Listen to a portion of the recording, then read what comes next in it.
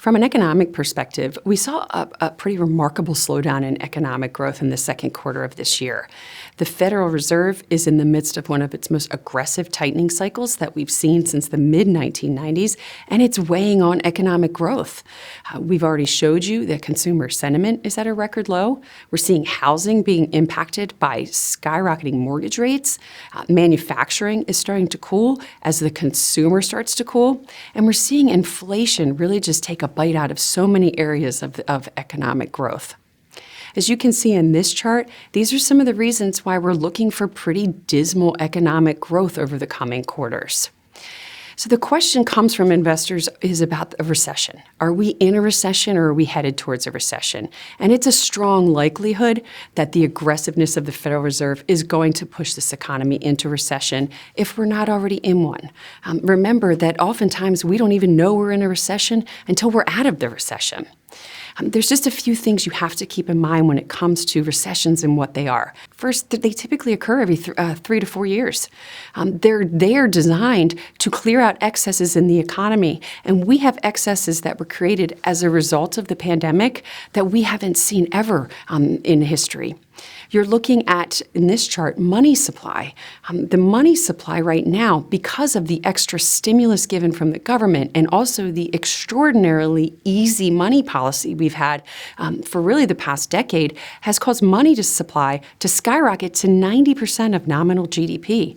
That is just simply way too much excess liquidity that we have to drain from the system.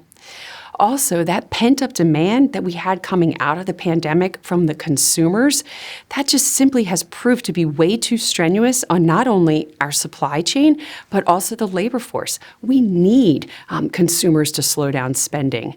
So we do think the recession, the next recession or economic slowdown that we have will be driven by the consumers that pull back.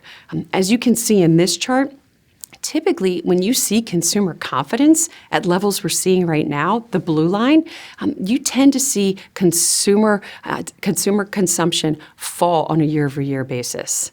Well, guess what makes up the majority of GDP? It's the U.S. consumer. So as goes the consumer, so does typically GDP. Now, when we look at recessions and we try and gauge how deep it will be, the first thing I'll say is this is not a 2007 recession. This is not a 2001 recession, simply because the underlying fundamentals still are pretty solid. We think this will be a consumer-led recession, but consumers also, even though they've eaten away the majority of the savings that's been given after the pandemic, if you just look at balance sheets are still pretty strong. When you look at net worth, it's at near a record high. And when you look at debt service ratios, they're near a record low.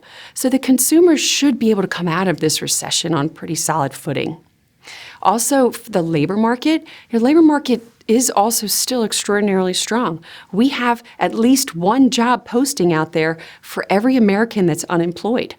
This does need to slow. We do need to bring job postings down. We do think job growth will slow, but we're still pretty solid, more solid than we've been leading up to prior recessions.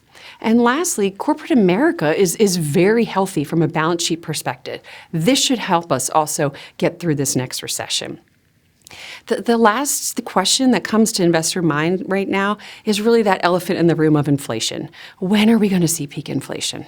It has lasted longer than we had originally anticipated, but we feel optimistic that we will see a very different inflation environment over the next 6 to 9 months.